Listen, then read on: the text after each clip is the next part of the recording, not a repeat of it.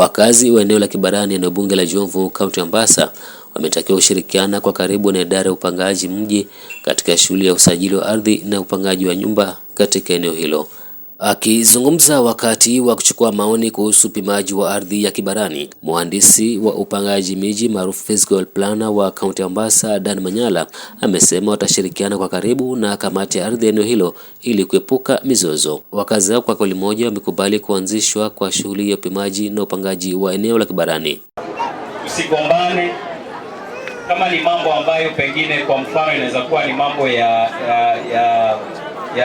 boundary. Ni mambo rahisi, tutakuwa na hawa committee wao, tutakana wao, tutakubaliana vile tutatatua hayo maneno bila kupelekana mambo kotini ama mambo ya kupelekana mbele kwa wapi sijui kwa polisi. Tumalize hapa na tufanye hii kazi kwa wakati ambao unafaa na tumalize, kila mtu akuwe amefurahi na kwake sawa. Kulingana na Manyala, shughuli ya upangaji wa eneo la Kibarani itatoa nafasi ya kutenga sehemu za barabara, eneo la watoto kucheza na sehemu ya shule ya chekechea. Wakati tutakuwa tunafanya hiyo plan, kuna vitu vingi ambayo tutakuwa tunazingatia.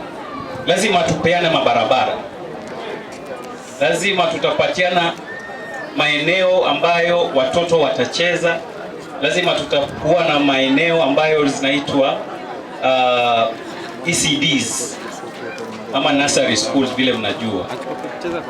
Kuna maeneo pia tunaweza kubaliana kama kuna shule.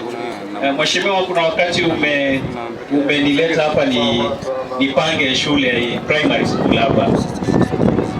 Na sasa hii planning process inatu enable sasa kufanya hiyo primary school kwa njia salama na tuipatie title.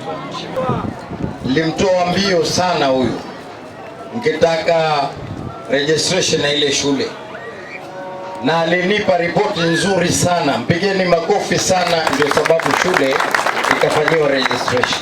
Kwa upande wake, bunge wa Jomvu Badi Twalib, ambaye amekuwa akizuru sehemu mbalimbali za eneo bunge lake kuchukua maoni kuhusu mpango wa serikali wa kutoa hati miliki kwa wakazi, amesema tatizo la ardhi linafikia kikomo.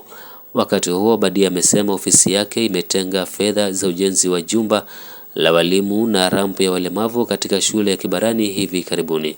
Alitoka Kilifi, tukamleta polepole hapa hivi, akaja zake mpaka huko akaangalia shule. Na leo nataka niwaambie habari njema. Kuna ngenge ambaye hazungumzi maneno matupu ndani ya ile shule yenu, kama vile ambavyo tumeweka Kajembe, kama vile ambavyo tumeweka Amani, kama vile ambavyo tumeweka Maganda. Kwanza, jambo la kwanza, shida ya ardhi hii nataka leo nieleweke.